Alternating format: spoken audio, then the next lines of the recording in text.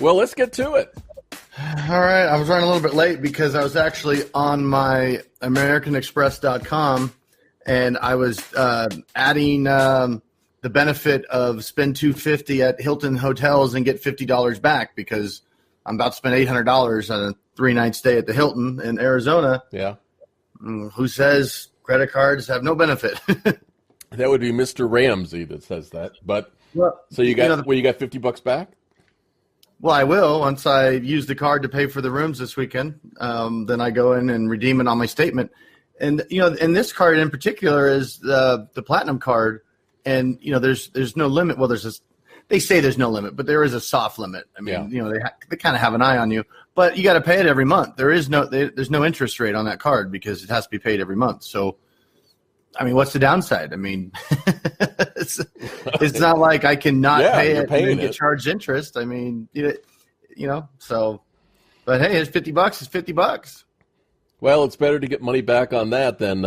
Can I ask you, if you won all the money, what would you do with it? Bunch of hookers and cocaine. Amex might have a reward program for that. I don't know. That's their ultra platinum program. Yeah. All right. Well, I've got this for you, and this will sound very familiar. It's a good introduction for the show today. This is a doozy. We are following an intense storm known as a bomb cyclone that is howling across Colorado tonight. Sound familiar? Yeah. I'm surprised the microphone's not picking up the howling coming through my window here at this hotel. Governor has declared a state of emergency. High winds and heavy blowing snow have made travel next to impossible. Here in Colorado, renewed concern about avalanches tonight, and about an hour south of here, 100 or so motorists stranded along Interstate 25 after a 50-car pileup. Some of those cars have now run out of gas. So that's right by my house. Well, and they say it's like a Category 2 hurricane back where you normally. It's a land hurricane. It's a bomb cyclone. Hey, but you know what? Watch how we take this around to being about debt. Okay. Sometimes you can never predict, all the time you can never predict when your phone's going to ring. It's my wife. She lost power. She's at the house in the bomb cyclone. Put her on airplane mode. Not now. I don't care if you don't have power. I'm doing a podcast. The podcast is more important. Yeah. Hey, so, you never know when there's going to be some sort of disaster accident and you're going to need emergency cash.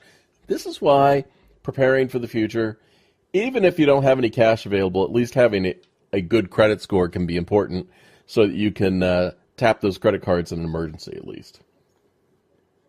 Yeah, sorry, I was just making sure everything was all right at the house. Okay. Well, it's important because... Knowledge is power! Absolutely. You know, turn the lights on? Well... Today I learned that morality is relative. Yeah, you want to make sure the lights are on at home. What do you do all day? Just find sound bites? Yeah. Hi, I'm Maurice. I'm an executive by day and a wild man by night. That's me. Oh, yeah. I'm an executive by day and a wild man. I'm Maurice. I'm an executive by day and a wild man by night. If you'd like to buy me a beer, I wouldn't mind.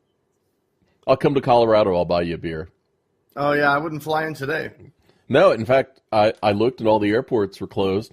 When I looked earlier, I'd sent you that copy of the screenshot. I think the winds were up to 95 miles an hour at that point. Yeah, I was right up by my house. I told my wife and other two kids they should just come down to I'm about an hour south of here. It's really windy, but we don't have the whiteout blizzard conditions. Yeah. And I'm on my way to Arizona, so you can meet me in Arizona. It's nice and sunny. We'll go fishing tomorrow. How are you an hour south of here? No, an hour south of where my wife is. Oh, okay. Well, that I got that. That I understand. Southern Colorado, Steve. Okay. All right. So any burning issues going on with you this week? People actually like the show for some reason. I had a flashback of my doctor visit. No, I'm just kidding. Yeah. Cough. No, you said burning issues.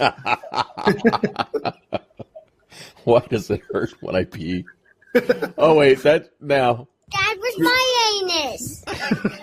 That's right. You can't tee me up like that. Yeah. So, listen, we have a new feature It allows people to call in with questions.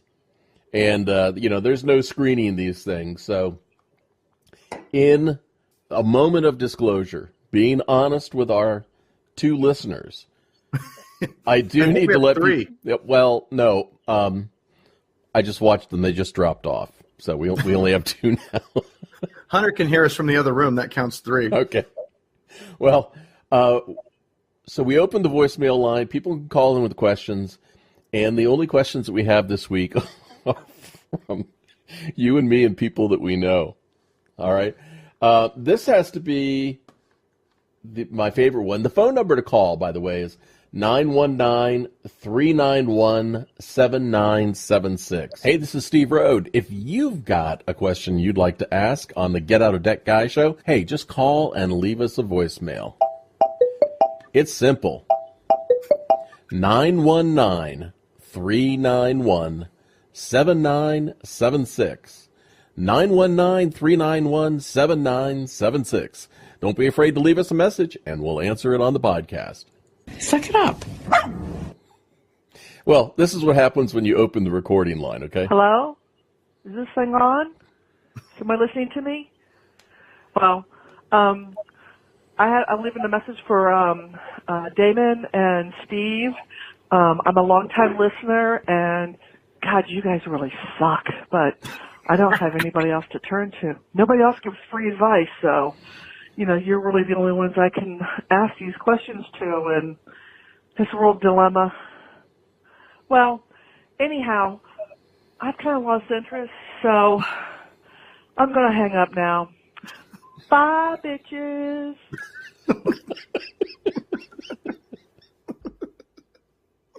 We've risen to a new low. You have an answer for that caller, Steve? No, I've lost interest in that caller. And then we have this one. I swear this person sounds very familiar. Hey, I think I said I could leave a message right now. Guys, this is Bob, and I just want to tell you that you two are the most brilliant debt people I've ever heard in the world. You are so smart. You are incredible, and I bet you're just as handsome in person, too. I'd like to know what happens when I can't make my car payment. And I'll take my question off the air. Thank you. Bye-bye-bye. Bye-bye-bye. What happens when you can't make your car payment? Yeah, and, also we need to take the question off the air, so I guess we're not going to... Blah, blah, blah, blah, blah, blah, blah, blah, blah. We're just not going to get around to answering that one. Oh, we can't answer that on the air? No, I can tell. Okay, go ahead. Hey, Damon, what the hell happens when you don't make your car payment? The bank doesn't get their money. And? Then they might want to take your car. Next. That was easy. You got to pay to keep the car. They throw you a parade. They take you to dinner. Hey, real quick, just so I know, because I didn't put on my good hair today. Yeah. You said there was two. Are we live? You said there was 2 people that were on and they were leaving, or something. What is this program that we're doing here? No, this is it. This is a Get Is Out it of That Guy live? show. Can people listen live as we do it? Yeah, there's you and me. That's 2. But nobody else can listen live until you fix it in post, right? Correct. That's right. Oh, okay. Yeah. Okay. Yeah. Because I got my bad hair on in my stretched collar shirt. I'm in travel mode. No. The raw, unedited version of this show is not fit for prime time. Like an old college professor said to me once, he goes, "That paper you turned in, that dog ain't gonna hunt." He said the raw, unedited version isn't fit for prime time, but really neither is the edited. Well, again, people get what they pay for. Yeah. Blah, blah, blah, blah, blah, blah, blah, blah, blah, blah. Why was I okay yesterday? Yeah, I still don't know. That's still one of my Hey, favorites. did you get the text of my Duke Cannon Bloody Knuckles? Where did you buy that? I buy it at Cracker Barrel. They sell the stuff at Cracker Barrel. The whole Duke Cannon line? What, they have, hairspray and... Yeah, the Duke Cannon Bloody Knuckles, formulated to repair the hands of workers, fighters, and world champions. Had to buy it. At Cracker Barrel. At Cracker Barrel. All right, we got another question here. This one actually is a little bit more serious. Hi. Hi, Damon and Steve. My name's Hunter, and I'm 10. I'm calling for a friend. He needs to file bankruptcy, but he's too afraid. What's your opinion? You know, there are a lot of fifth graders that are afraid to file bankruptcy. I can totally understand that. He didn't specify the age of the friend. Well, they might have been, like out on the playground or something, and he is probably familiar to you, so, might carry your gift of gab and financial wisdom to elementary school with him. He might, but he was very nervous to leave that voicemail. Oh, he did a great job. I told him he'd be famous. No, you meant infamous is what you meant. Yeah. There were actually some other things that went on this week. Last time we talked about a college, Argosy University. We talked about it potentially closing, and you'll never believe what happened. Argosy University students received some bad news when they checked their email Wednesday night. Probably last night was when most of us it really sunk in. Their school could close on Friday. The school is shutting its doors. I'm feeling very frustrated, very upset. Hello. My name is unimportant, and unfortunately you're dead. Another school closes. Argosy is history now. Didn't we kind of? I don't remember. Honestly, I don't remember the conversation, but I'm just guessing. Didn't we assume it was going down in flames? Oh yeah, no. It had every indication it was going down in flames. Now the interesting thing about this is Argosy University and the other for-profit schools were actually purchased by a Christian nonprofit that wanted to turn these things around. This also included 8 of the Art Institute campuses, and bless their heart for trying. But, I mean, this was a lost cause from the beginning. And now more students have got student loan debt, the school's closed. It's a ton of misery. Yeah, college debt is good debt. Watch out for imitators. I'm the real deal. Be careful. Be careful. All right, real topics. What are we getting into today? National farm debt. Farmers are in trouble. I mean, ever since I've been helping people with financial problems since the early 1990s, before I think you were conceived. Pretty much, yeah. God, you're a young fart. Farmers have been struggling with farm debt and just trying to make ends meet. In the past year, they got absolutely hammered with tariffs and reduced foreign purchases of their products, and they've had to take on a lot of debt. National farm debt is expected to reach the highest level since 1982. Deller says producers will still carry that debt when prices improve, which could have long-term impacts on farm suppliers and other rural businesses. You've seen this when you've been dealing with small businesses. They overcome a difficult financial problem, and, I mean, do they recover from that immediately? No. No, usually not. Yeah. Farming's hard, man. Yeah, the margins are tight. And not only is it this farming is the example that I like to use when people say they feel bad about filing bankruptcy. So if it doesn't rain and the crops don't come up, is that farmer a failure? I mean, really, or is that just an act of nature? How can you feel guilty about that? That's true. All right. Have you had any farmer clients? I don't think I have. In all the years, I'm trying to rack my brain. Yep. Of course, you didn't give me a heads up you're going to ask me this, so I might have been more prepared. But I off the top of my head, I cannot think of a client that was a farmer. So I searched high and low because I wanted to find a successful farmer. And I contacted a number of different farm organizations. I said, hey, can you put me in touch with somebody who's really doing well? Because, I want to highlight a success, a farmer who's really making it. So they put me in touch with this guy, and we talked for about 20 minutes. I interviewed him, and it was on a live radio show, in fact. And we finished the radio show, and he called me back later, and he said, Steve, that interview was amazing. I'm so glad I did it. We got the word out. He goes, but can I ask you something off the record? And I went, yeah, sure, what? He goes, Oh, dude, I'm so totally screwed. I can't believe it. The success story was just lying. Great. Yeah, I know. But hey, farming's hard. I'll say it again.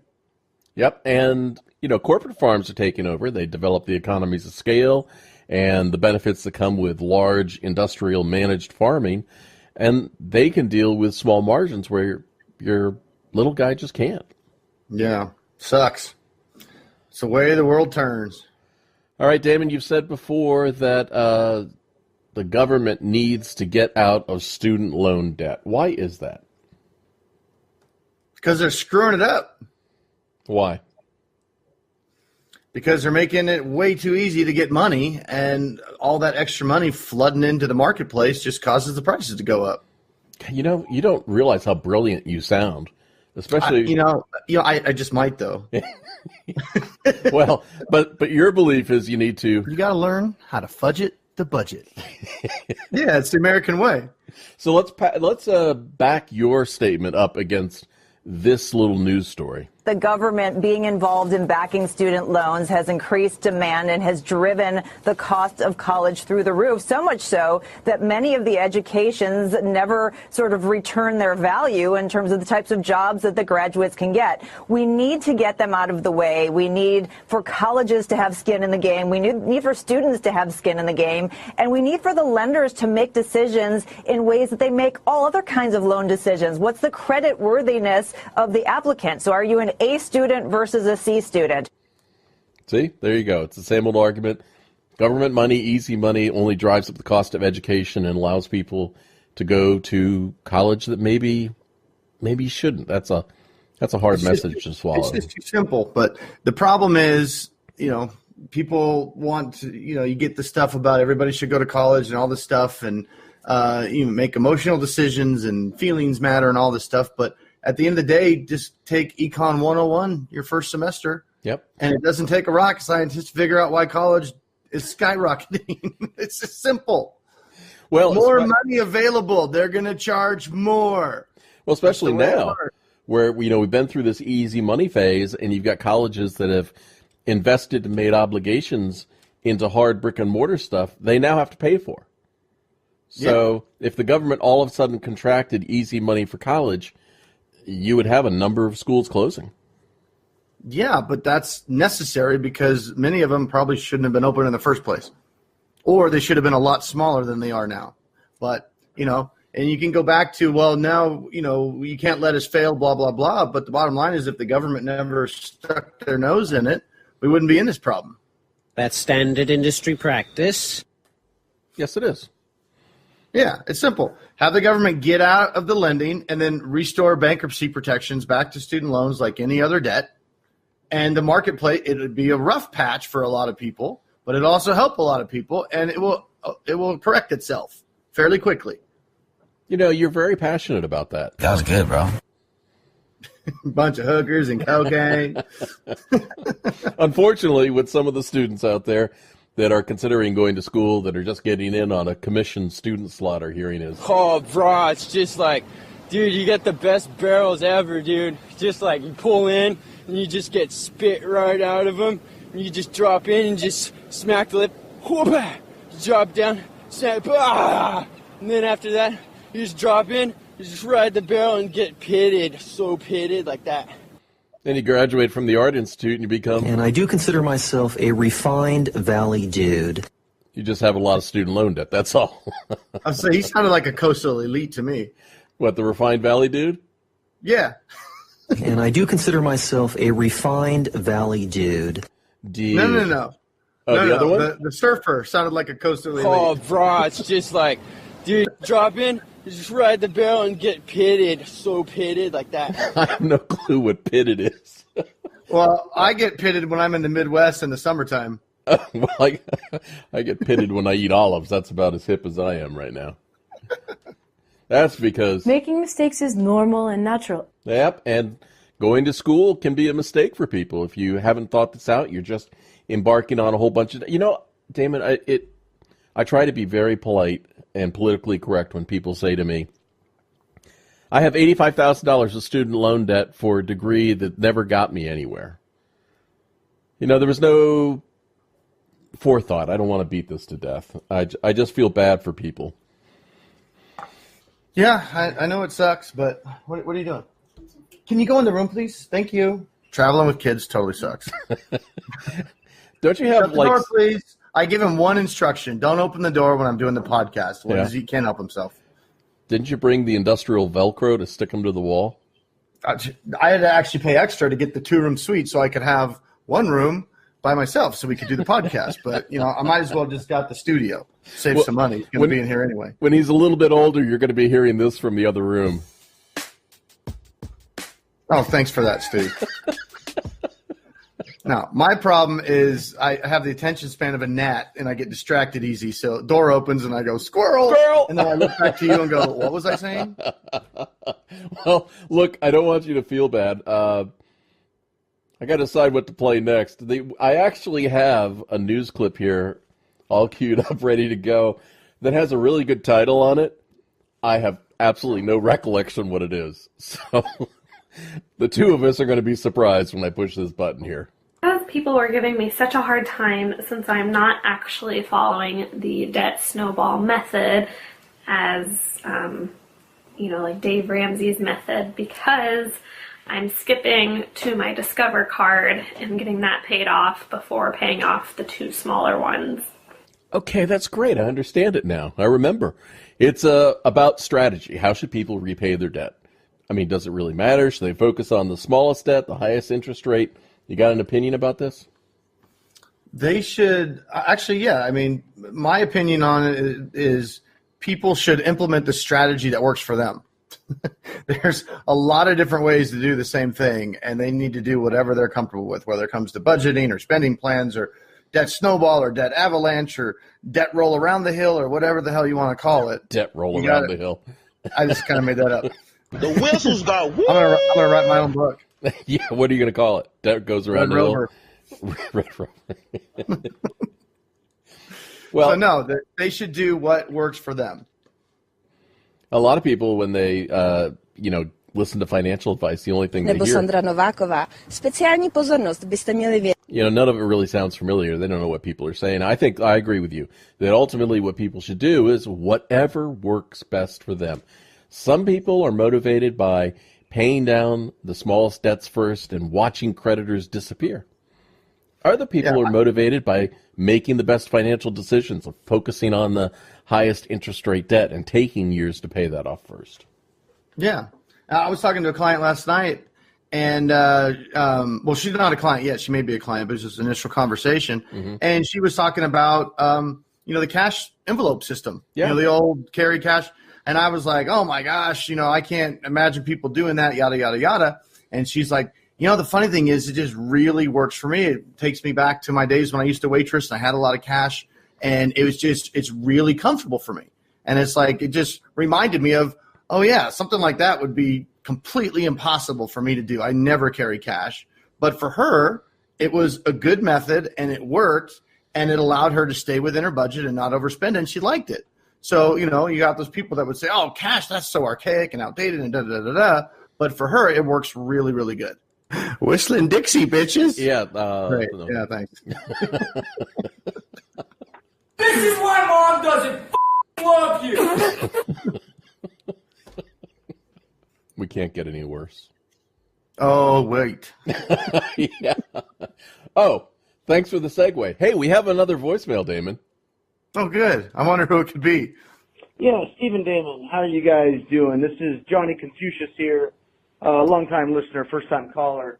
Anyways, Steve, I just got to tell you, I don't know where you found Damon, but that guy is so hilarious. He's just a comedic genius. So he doesn't know much about finance, but he sure is damn funny. He is. I don't know where you found him, but you better pay him more money because he needs his own show. He might just get one. So anyway, I had a question regarding federal student loans, and I've been trying to figure out how to lower my payments. They've been kind of strapping me lately, and I'm single. I've got no dependents, and I've been calling around to these federal student loan debt relief help type outfits where I've been responding to some flyers in the mail, and when I call them and I talk to them about how to lower my payments, they keep asking me about, dependents, and I tell them I'm single, and they'll ask me things like, well, do you ever give money to people on the street, or do you ever buy a friend dinner or anything like that? And they keep saying that, if I give money to people or buy Christmas presents for family members, then I could actually lower my student loans. So I'm just really confused by that and why they are asking me if, giving money to homeless people actually can lower my student loans. So, Steve, would either you or Damon clarify that for me? I would certainly appreciate it. And keep up the great work, guys. You're awesome. No, you're awesome. Thank you so much for calling. Who's awesome? Oh, you're awesome. Who's a good caller? Yeah. Johnny Confucius. He sounded confused. Oh, my God. That guy sounded amazing. I wish I could meet him in person. Should have his own show. Yeah. What would it be called? I don't know. Johnny Confucius. Johnny Confucius asked about student loan debt settlement. Debt relief agencies. You can tell none of this is pre-planned. Yeah. This is what happens when you start an answer line, but you don't have anybody who has called it yet. You have to make You just told me to call and say something. Well, you did. You did. Okay, listen, this is not a joke. This is actually a voicemail that my cousin got today, and she was all concerned when she got this on her voicemail. And I think the average person would be too. Here's the message. The team of our department is investigating you and your family. We had tried to notify you regarding these issues in previous 6 months, but we had never got response from you. Never got response. It has been considered as an intentional fraud, and lawsuit has been filed under your name by the United States government. You may call our department number on to 01-380-6972. I repeat, it's to 01-380-6972. Thank you. I can understand how that would concern some people. They think that they've been sued by the United States government. Honestly, I don't know how that works. I just don't. I mean, you can't figure out that's not a real person talking. It's all the syllables are pitched off. I mean, it's like somebody riffed a meme off of Facebook and got the computer program to read the language. Well, that's exactly. But that was followed up the day before with this call. Action filed on your social security number for criminal activities. So when you get this message, kindly call back to us at the earliest on our number, i.e. 631-228-1688. I repeat, 631-228-1688 before we begin with the legal proceedings. Thank you and have a nice day. A nice day. Thank you and have a nice. We're suing you. We're starting legal proceedings. Thank you. Have a nice day. Well, it used to. I think so. What had happened was, there used to be all these overseas guys, and they would have a really bad accent, and then people figured that out. It's the Indian call center, or whatever it was, or whatever. So now they've figured out how to try to make it sound more, local, and try to get this. I don't know. That's what I'm saying. It's like I get it that maybe somebody would think it's scary, but it's not a real person.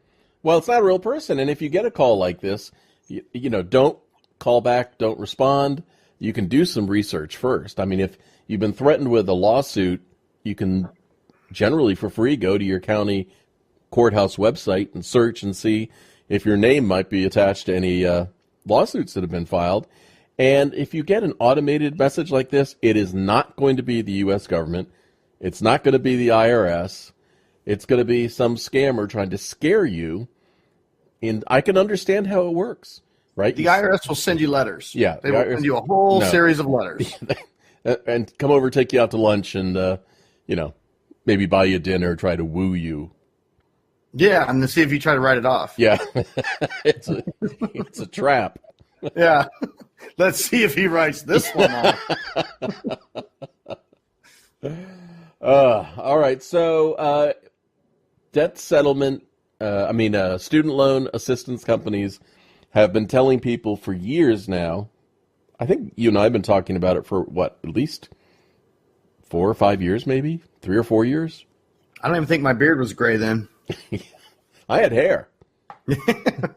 But we've been talking about how the student loan assistance companies have been helping people to erroneously list what their income and expenses are in order to get lower monthly payments. And Johnny Confucius called and said that, if you give money to just anybody, can you claim them as a dependent?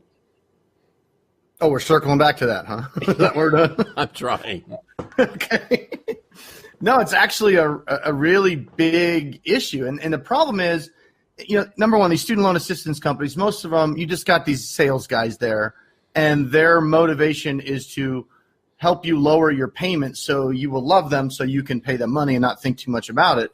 And when you're looking at any of these government, programs like the IBR, the REPAY, or ICR, or anything like that, the payment is really just based on two factors. It's based on your adjusted gross income and the number of people in your house that supports. And the big problem with this is it's kind of like the IRS. Like when you do your taxes, you can write whatever the hell you want on your tax return, and you can submit it, and that'll be fine unless you get audited, right? But if you don't get audited, you get away with whatever you submitted. Nobody looked at it and questioned you. And that's what's going on with these, student loan assistance companies, where they say, well, they've figured out that nobody at these student loan servicers are manually reviewing these applications and questioning things. They're just accepting them. And if there's only two factors that you can use to fudget the budget, as some people say, right? Wait. Where have I heard that before? You got to learn how to fudget the budget. There you go. Well, they do ask you to verify your income. So you're going to have to submit either a previous year's tax return or pay stubs or something to that nature to prove your income. So it's a lot more difficult for them to fudge factor number one, which is your adjusted gross income. But factor number two, which is how many people you support in your household, you can just write a number and nobody's really checking it. But when they probably will check it? Yeah, when you get your loan forgiven. When you get to the end of the 10 years for the public service loan forgiveness, if it's still around, or the 20 years for the repay, or the 25 years for the repay if you have graduate loans, or 25 years. At that point, when you're asking them to waive $200,000 or whatever it is, 20, 25 years down the road, that's when somebody's going to look at it and say, oh, yeah, so back in 2013, what were the names of the 15 people living in your house that you supported on your income? Yeah, and you're going to go, and if they're dependents, why aren't they on your tax return? Yeah. Well, the other thing, your dependent, it is kind of a gray area where they don't necessarily have to be on your tax return to qualify. I don't have the sheet in front of me, but it's pretty much they have to live within your household. I'm pretty sure. I have to go back and look. But you have to provide more than 50% of their support. Like if it's an elderly parent living with you or something like that, even if you don't claim them on your tax return, they can sometimes still qualify to help lower your student loan payments. But giving money to a dude on the street or buying Christmas presents or, that stuff, no, it doesn't fly. But the problem is these student loan assistance companies can get away with it. You don't know any better. And by the time the chickens come home to roost, right, that company's going to be long gone, and you're going to be thinking, oh, I'm about to get my student loans forgiven. And guess what? You got to start all over. I mean, it's going to let's record this episode, and that way we can play it in about 15 years. We are. Oh, yeah, we are. Okay, yeah, good. It's a podcast, dumbass. All right. Well, 15 years from now, when the person calls back and says, hey, student loan assistance company, why did you put me in that mess? You know what the company's going to say. Don't get your knickers in a twist. What was in a twist? Don't get your knickers in a twist. No, they won't even say that. They'll be gone out of business, and you're the one going to be holding the bag. So here's the takeaway. Understand what you're getting into.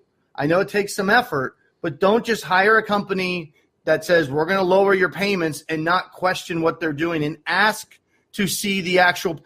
I've seen applications where they've literally written 12, 15 dependents to get that payment down to $0 or $10 or whatever. And I would ask that client, when they're coming to me to review it later, and I was like, who's the 10 people? And they're like, what are you talking about? Because they never even looked at the paperwork. Right. They had no idea what was getting filed on their behalf. Yeah, they just don't pay attention. I don't know. That's not an excuse. I don't know. You can't use that, when you're saying that you're lowering your payment, your federal student loan payment with bogus numbers. It's I don't know.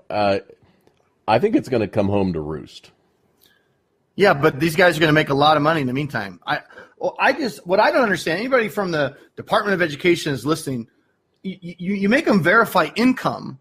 Why don't you have some kind of verification for who they're going to claim as dependents? It wouldn't even be that hard. Even if you just asked to name the people, how many and what are their names, right? I don't know. mean, this is what are you doing? I don't know.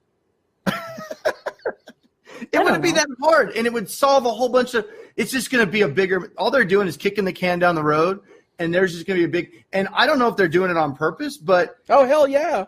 Here's what's happening. They're going to be able to deny hundreds of thousands of people this forgiveness they thought they were going to get because of these fraudulent applications that these companies are filing on their behalf. Yeah. So now that you say that, it's not in their best interest to help people. Yeah, but it gets better because when this does blow up, the form that is filed is not filed by, it's not under the name of the student loan assistance company, right? They're filing it on behalf of the consumer.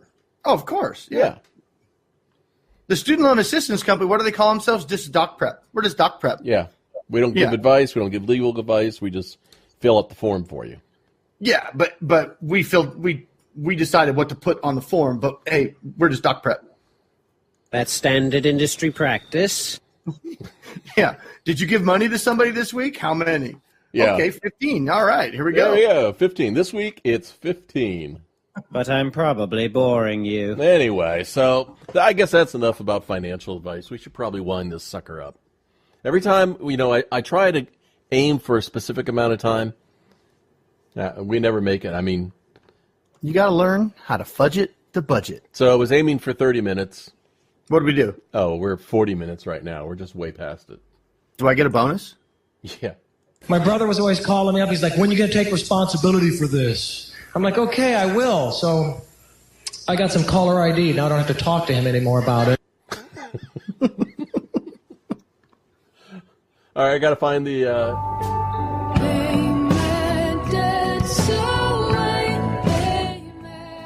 Is that a $5? No, that dude hasn't come through yet. Because you only paid him $26. I think he's got another day to come through. He needed 11 days or something like that. All right, so people who are feeling a little bit hopeless about their financial situation this week, don't let your debt kill you. There's always solutions. There's always opportunity to find good advice. It might not be Damon Day. If you want to laugh, call me. Yeah. Damon Day. DamonDay.com. Give Damon a call if you need help. You can visit me at getoutofdebt.org. This is Steve Rowe. But, hey, you know what? Don't be afraid to give us a call. Leave a voicemail. We will actually seriously answer your question. Hey, this is Steve Rode. If you've got a question you'd like to ask on the Get Out of Debt Guy show, hey, just call and leave us a voicemail. It's simple.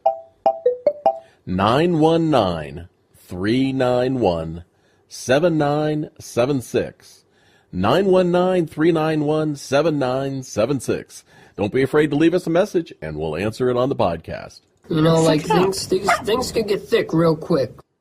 Hey, we're going to give real answers. Real answers. What we're going to do? We're going to do real answers? Real answers to real questions. That's my life motto. Well, I hope you survived the bomb cyclone out there. We talked. Was talked last time about you got the new fifth wheel trailer. This is a perfect time not to be dragging that around behind you. Oh yeah, there was a couple turned over on the road.